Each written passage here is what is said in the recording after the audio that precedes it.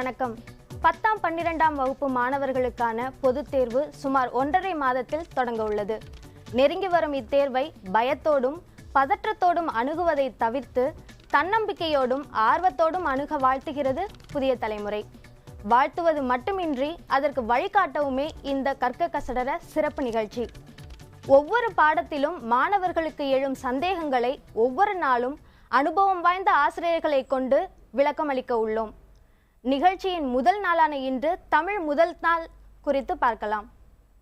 தமிழ் முதல் தாளில் கவனிக்க வேண்டிய விஷயங்கள் என்ன, எழுத்து பிழையின்றி எழுதுவது எப்படி என்பன உள்ளிட்ட பல்வேறு சந்தேகங்களுக்கு விளக்கமளிக்க நம்மோடு அரங்கத்தில் இணைந்திருக்கிறார் முதுநிலை பட்டதாரி ஆசிரியர் வரதராஜன். மாணவர்கள் தொலைபேசி மூலம் தொடர்பு கொண்டு தங்களது சந்தேகங்களுக்கு விளக்கங்களை பெறலாம். வணக்கம் சார். இந்த தமிழ் முதல் தாள் தேர்வு அப்படின்னும் போது முதல்ல மாணவர்களை பயமுறுத்துற விஷயம் அப்படின்னு பார்த்தா அது என்ன? மனப்பாட பகுதி தான் பெருமளவில் மாணவர்களை பயமுறுத்துது. அதை எங்கே அடிமாற்றி எழுதிடுவோமோ, இல்லை பாவகையை சரியாக எழுத மாட்டோமோ, இலக்கண குறிப்புகளை சரியாக எழுத மாட்டோமோ, பகுபத உறுப்பிலக்கணத்தை சரியாக எழுத மாட்டோமோ அப்படின்னு சொல்லி இலக்கண பகுதியில் அச்சப்படுறாங்க. புணர்ச்சி விதி அவங்களுக்கு ஒரு மிகப்பெரிய ஒரு தலைவலியாக நினைக்கிறாங்க. இலக்கணத்தை கரும்பு மாதிரி நினச்சோம்னா அது ரொம்ப மகிழ்ச்சியாக இருக்கும். மாணவர்கள் அதை கசப்பாகவே நினைக்கிறாங்க. அந்த மனப்பாட பகுதியும் இலக்கண பகுதியும் தான் மாணவர்களை பெருமளவில் அச்சுறுத்துகின்ற பகுதியாக முதல் தாளில் இருக்குது.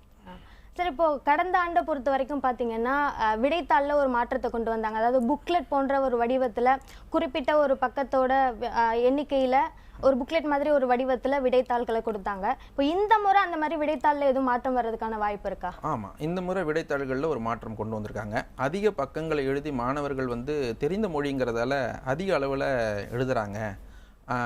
தேவையான வரிகள் இருந்தால் போதுமானது அப்படின்னு சொல்லி அரசு இதை பெரிய அளவில் உணர்ந்து 40 பக்க அளவில் விடைத்தாள்களை சுருக்கிட்டா போதும். மாணவர்கள் 20 வரிகள்னா 20 வரிகளுக்கு மிகாமல் விடையளிங்கன்னு தான் சொல்கிறாங்க. மாணவர்கள் அதை 60 வரி வரையும் கொண்டு போகிறாங்க சில மாணவர்கள். அதனால் 20 வரிகளில் விடையளித்தால் போதுமானம். அதற்கு தகுந்த மாதிரி விடைத்தாளை இப்போ சுருக்கியிருக்காங்க. அதுவும் இல்லாமல் சென்ற முறையெல்லாம் பார்த்திங்கன்னா விடைத்தாள்கள் எந்த கோடிடாமல் இருக்கும். இந்த முறை மொழித்தாள்களுக்கென சிறப்பாக கோடிட்ட விடைத்தாள்களை கொடுக்குறாங்க. கோடிட்ட விடைத்தாள்கள் கொடுக்கும் பொழுது மாணவர்கள் அந்த வரிக்கு வரி இடைவெளியை அதிகரித்து அதிக பக்கங்களை நான் எழுதியிருக்கேன் அப்படிங்கிறத முதன்மைப்படுத்தி காட்டுறாங்க. அந்த மாதிரி இல்லாமல் கோடிட்டதால் ஒவ்வொரு கோட்டுக்கும் அந்த மாணவன் விடையளித்திருக்கணும்.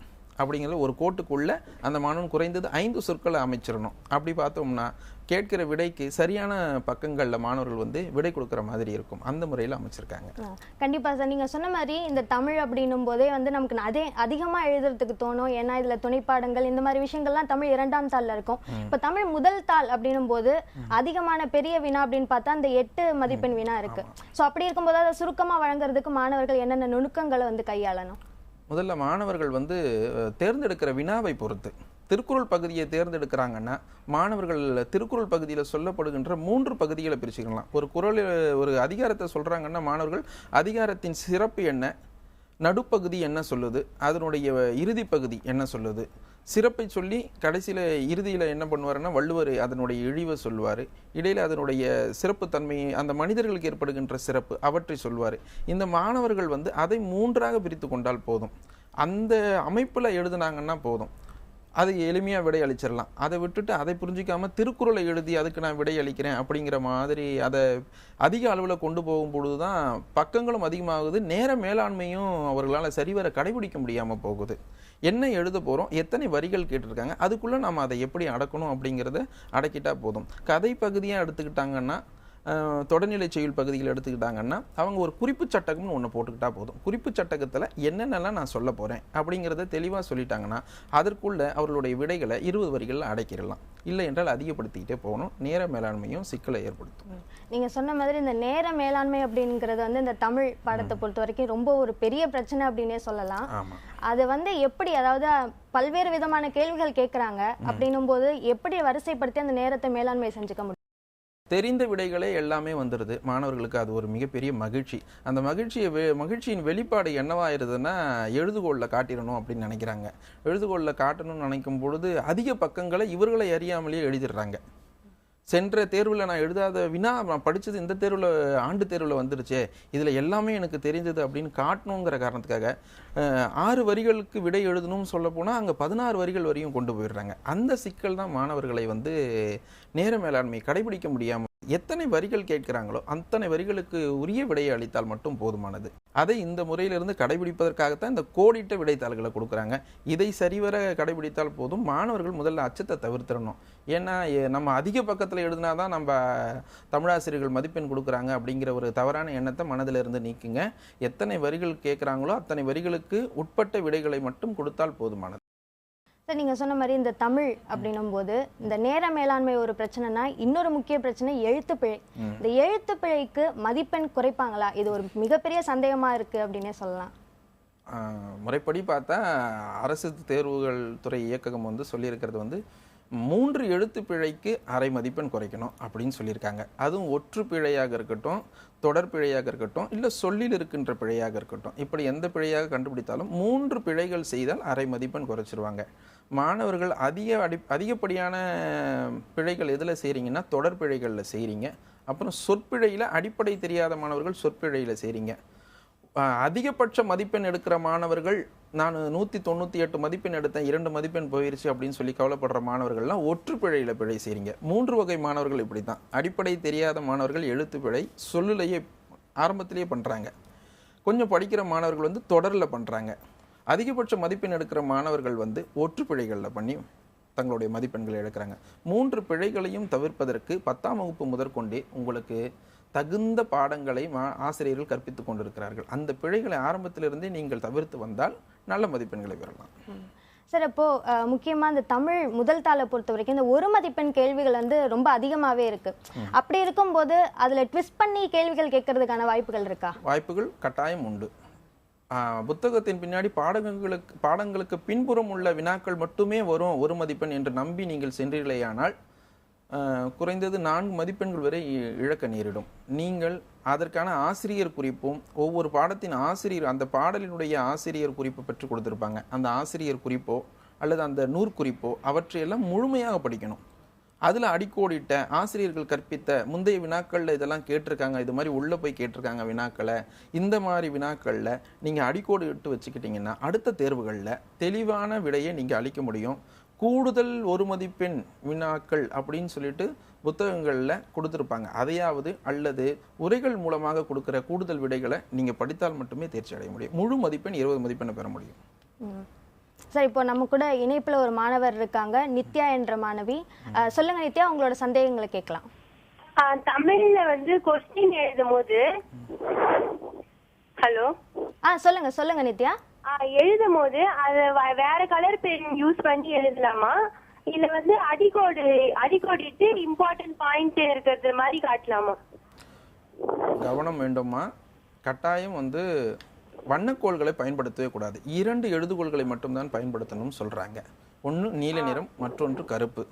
நீங்கள் நீல நிறத்தில் எழுதுனீங்கன்னா குறிப்பாக அடிக்கோடிட்டு காட்டுவதற்கு கருப்பு பயன்படுத்தினீங்கன்னா போதும். மற்ற எந்த சிவப்போ பச்சையோ போன்ற வண்ணங்களை எல்லாம் பயன்படுத்தக்கூடாது. அது தேர்வுத்துறை அதிகாரிகள் பயன்படுத்தக்கூடியது. தேர்வு திருத்தினருடைய வண்ணங்கள் அவைகள் எல்லாம், அவற்றையெல்லாம் பயன்படுத்தக்கூடாது. நீலமும் கருப்பும் மட்டும் பயன்படுத்தினால் போதுமானது. நீங்கள் முக்கியமானது இது வந்து நான் சிறப்பாக எழுதியிருக்கிறேன் அப்படின்னு நீங்கள் நினச்சிங்கன்னா அதற்கு மட்டும் உடுக்குறி நட்சத்திரம் முத்திரை கொடுத்தீங்கன்னா மட்டும் போதும். அதுவும் நீல நிறம் அல்லது கருப்பு நிறத்தில் தான் கொடுக்கணும். மற்ற எந்த வகையான பேனாவையும் நீங்கள் பயன்படுத்தவே கூடாது. கட்டாயம் அதற்காக மதிப்பெண் குறைக்கப்பட மாட்டாங்க. உங்கள் மீதான ஒரு அபிப்பிராயம் வந்து தவறாக நினைக்கப்படும், வேற ஒன்றும் இல்லை. நிச்சயமா அந்த பொது தேர்வு அப்படின்னும் போதே மாணவர்களுக்கு எழுதுற ஒரு பொதுவான சந்தேகம் அப்படின்னு சொல்லலாம். இப்போ அடுத்து கோவையிலிருந்து ஜெகதீஷ் என்ற மாணவர் நம்மளோட இணைப்புல இருக்கிறார். ஜெகதீஷ், உங்களோட சந்தேகத்தை கேட்கலாம். சார் வணக்கம் சார், நான் கோயம்புத்தூர்லேருந்து பேசுகிறேன் சார். வணக்கம், சொல்லுங்க சார். செய்திகள்லாம் ஈஸியாக மனப்பாடம் பண்ணுறது எப்படின்னு கொஞ்சம் சொல்லுங்க சார். நீங்கள் பாடலாக அதை நீங்கள் படிக்கணும். முதல்ல செய்யுளை மனப்பாடம் செய்வதே அதை உரைநடை வடிவில் நீங்கள் மனதில் கொண்டு போகணும் அப்படின்னு நினச்சிங்கன்னா கட்டாயம் உங்களுக்கு தோல்விதான் மிஞ்சும். பாடல்களை எப்பொழுதும் பாடலாகவே படிக்க வேண்டும். ஒரு எந்த திருக்குறளாக இருந்தாலும் சரி, அதையும் பாடலாம். செய்யாமல் செய்த உதவிக்கு வையகமும் வானகமும் ஆற்றல் அரிது அப்படின்னு சொல்லிட்டு உங்களுக்குள்ளேயே நீங்களே எப்பொழுதெல்லாம் தனிமையில் இருக்கிறீர்களோ அல்லது படிக்கும் பொழுதோ மனதிற்குள்ள பக்கத்தில் இருக்க நண்பர்கள் படிக்கும் பொழுது கூட நீங்கள் அசை போடுகிற அந்த சொற்கள் பாடல் வடிவில் இருந்தால் கட்டாயம் அது உங்கள் மனதில் பதிஞ்சிரும்.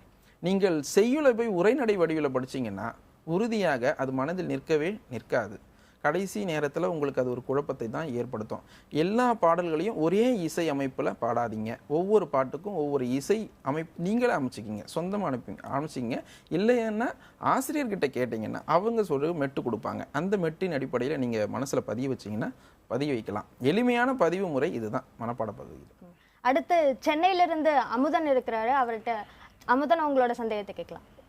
ஐயா வணக்கம். ஐயா வணக்கம், சொல்லுங்க. எனக்கு இந்த பாடல் கொடுத்து 4 வினா கேக்குறாங்களையா, அது எந்த பாடல் எந்த பகுதியில இருந்து கேட்பாங்க ஐயா? பெரும்பாலும் இதுவரை ஏறத்தாழ ஒரு 10 ஆண்டுகளாக வினாக்களை கேட்டுக்கிட்டு இருக்கிறது சங்க இலக்கியங்கள்ல இருந்து தான் அந்த 4 வினாக்களையும் கேட்குறாங்க தம்பி. பாடல் கொடுத்துட்டு அது கீழே 4 வினாக்கள் கேட்குறாங்க.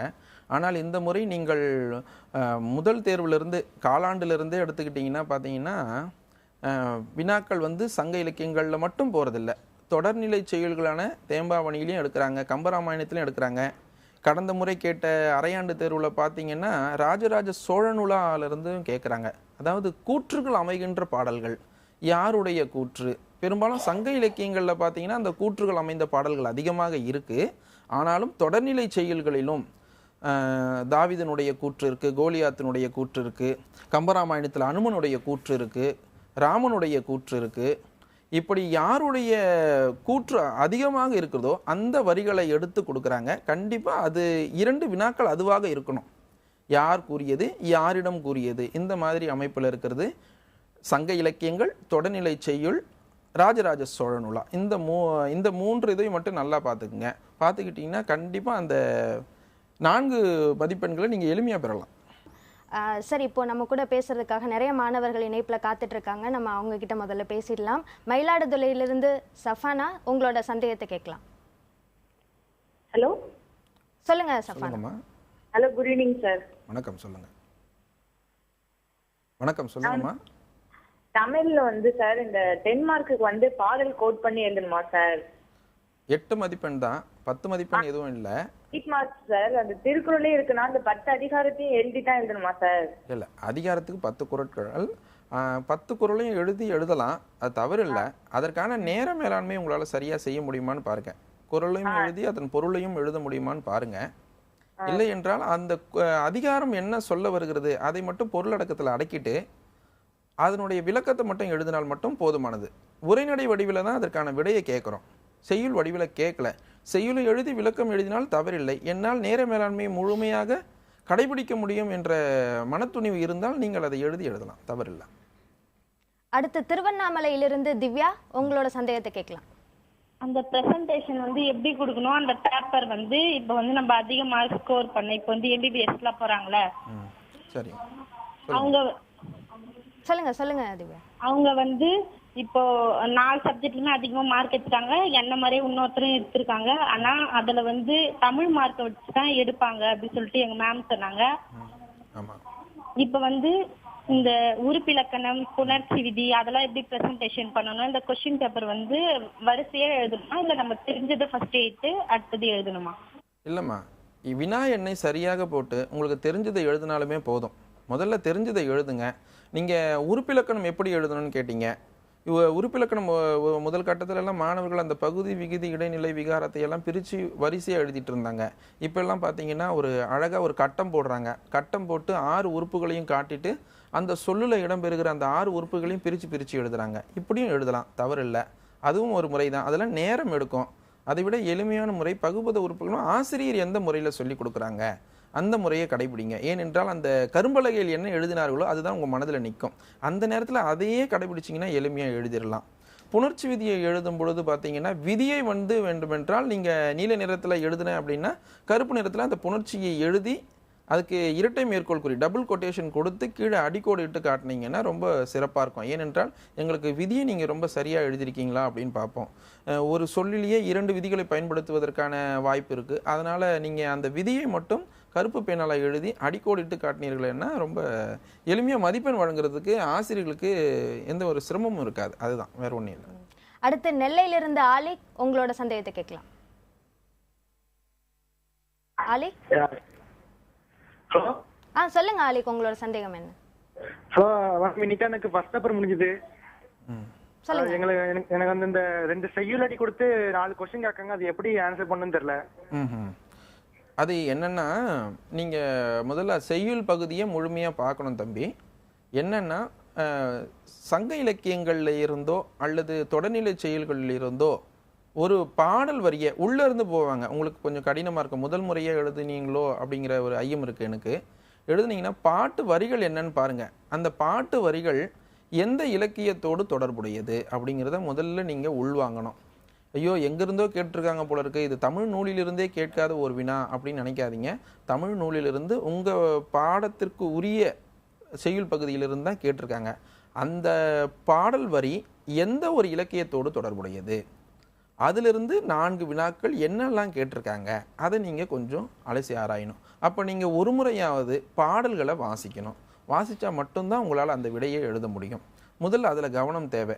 பெரும்பாலும் சங்க இலக்கியங்களையாவது குறைந்தது அந்த 6 பாடல்களையாவது வாசிங்க.